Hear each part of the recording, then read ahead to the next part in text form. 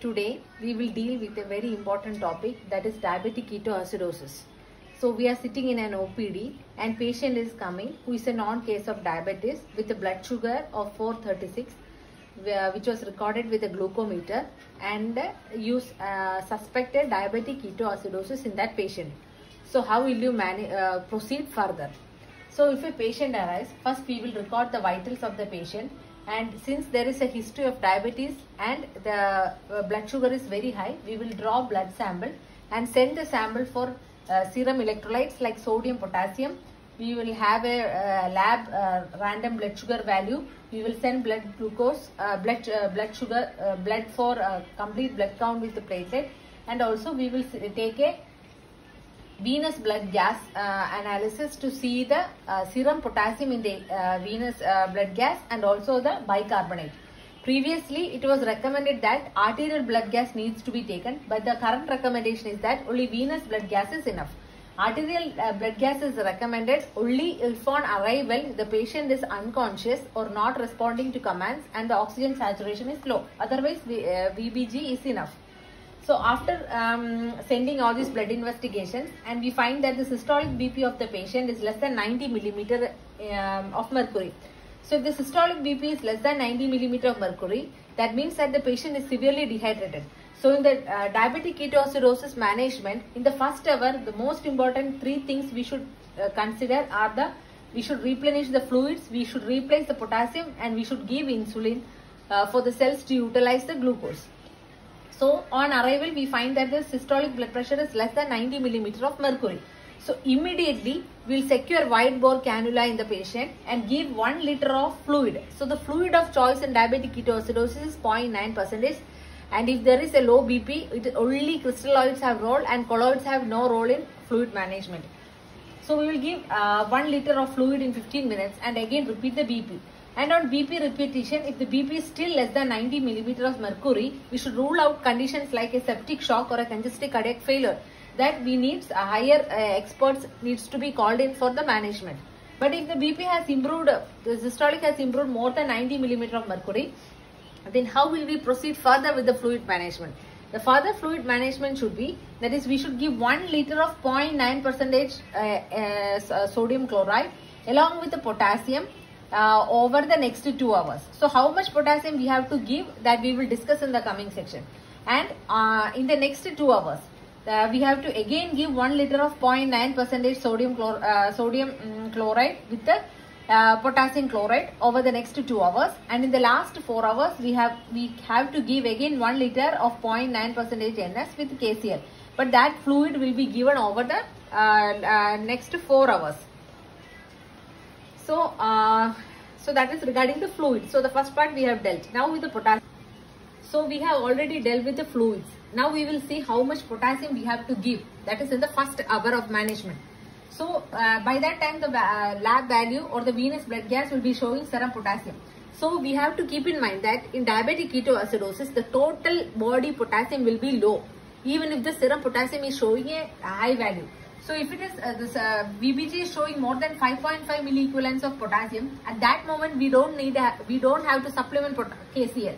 But if it is showing between 3.5 to 5.5, then we have to add KCl. How we will add KCl? That is along with the fluids which we discussed earlier. Along with the 1 liter of fluid which will be given over the first 2 hours, we have to add 40 milliequivalents.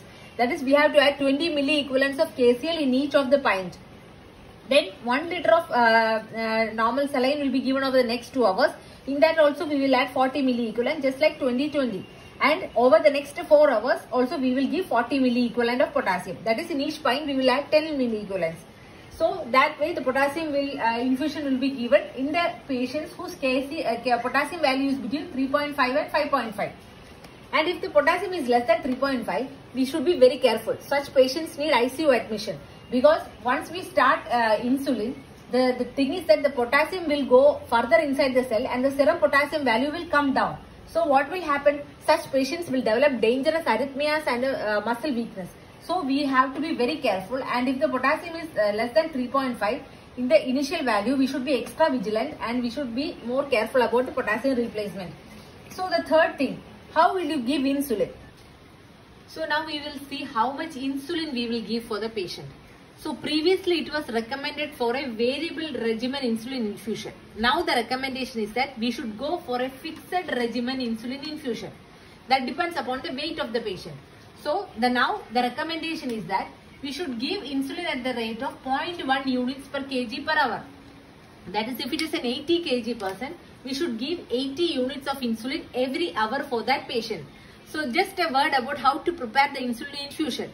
You have to take an infusion pump, 50 cc syringe and 50 units of insulin, and you have to mix that 50 units of insulin with the 50 ml normal saline, and you have to set the insulin pump, and if it is an 80 kg person, you have to set the infusion pump at the rate of 8 ml per hour. So the aim of our insulin infusion is to reduce the blood ketones value by 0.5 mm per liter per hour. That is the rate at which we try to bring down the blood ketones value. So once the blood ketone values comes down to less than 0.6 millimole per liter, we can change from a fixed regimen insulin infusion to the variable regimen insulin infusion. Other important things that we should keep in mind in such patients is that we should never stop if the patient is already on a long-acting insulin preparation like NPH or insulin analogs like Lantus. So what happens is that the patient, as we go on giving insulin, the blood sugar value will come down. Blood sugar value will come down. So if the blood sugar value has come down to less than 150 milligram per deciliter, even it has come down to less than 150 milligram per deciliter, we should not stop the insulin infusion at the rate of 0.1 units per kg per hour. We should continue the infusion, but along with the infusion, we should start a 10% dextrose infusion at the rate of, dextrose infusion has to be started at the rate of 125 ml per hour. So even if the blood glucose comes down, we should continue the insulin at this fixed rate regimen of 0.1 units per kg per hour, and along with that we should start a 10% dextrose infusion at the rate of 125 ml per hour. So this is the management in the first hour of it, which is a very crucial point in the time of timeline of a diabetic ketoacidosis patient. So what are the other points that we should keep in mind? Who all need special care during fluid management? If the patient is receiving fluid, we should be very careful, or we should give a fluid at a restricted level in those patients who are elderly, who are already having a heart disease, or the patient's decay is only mild. That is, if the bicarbonate level, we have already taken a VBG in the beginning. So in the venous blood gas, the bicarbonate, if it is more than 10 but less than 15. So if it is less than 15, the patient is in diabetic ketoacidosis. So it is 10 to 15, it's a mild decay. So if the bicarbonate level is more than 10 millimeter per liter, then that patient does not require this much. We can bring down the fluids in such patients. So now we will have a word about which all patients will require an ICU admission. One scenario we have already discussed, that is the patient whose potassium is less. We should be very careful and try to get an ICU in such patients. So other patients who require ICU are type 1 diabetes with the patients between the age of 18 to 25 years, pregnant patients, patients who are having a low GCS less than 12, or who's hemodynamically unstable, who are having a heartbeat more than 100 beats per minute, and or whose systolic blood pressure is less than 90 millimeter of mercury. So few more important things. So whether we should catheterize a patient, we should wait for the first 2 hours and see whether urine output is coming or not. If there is no urine output coming, then we should catheterize the patient. Then only catheterization is indicated. Should we put an nasogastric tube for the patient? Actually, we should put a nasogastric tube only if the patient is not responding to commands to prevent the risk of aspiration. So should we give a thromboprophylaxis with low molecular weight heparin to the patient? Low molecular weight heparin, yes, it is indicated in elderly patients and those high risk patients, and also patients in hyperosmolar coma without any acidosis. In such patients, in order to prevent a thrombotic event, we should start the patients on low molecular weight heparin. So along with all this, we should screen the patient if there is an underlying infection which is precipitating the current episode of diabetic ketoacidosis.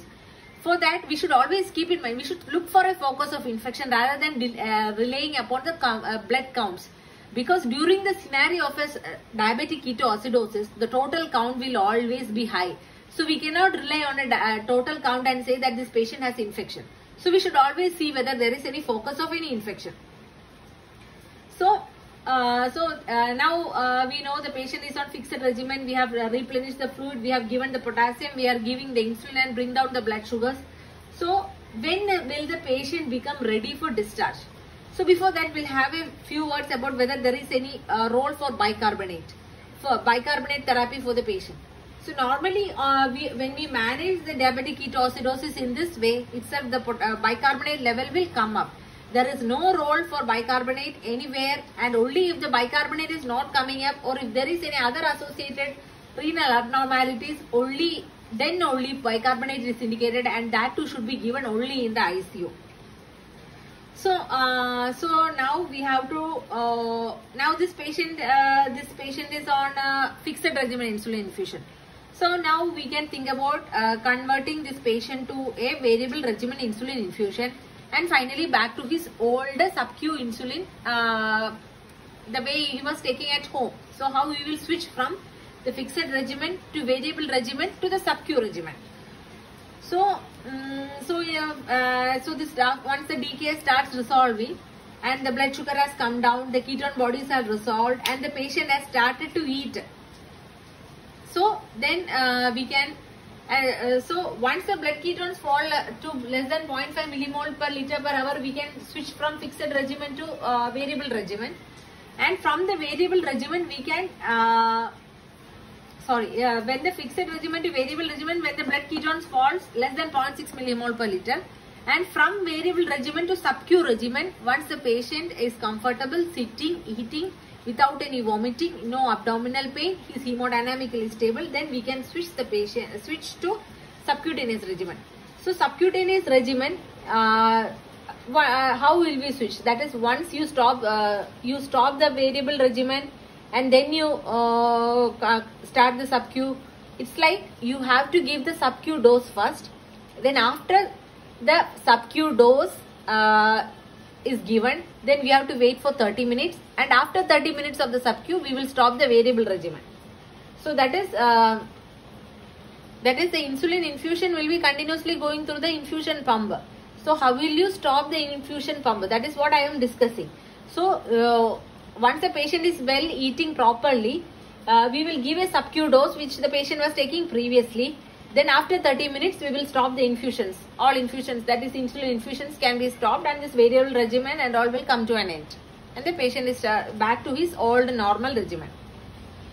So how will you discharge the patient? That is, the ketonemia has to be resolved. That is, the ketones should be less than 0.6 millimoles per liter.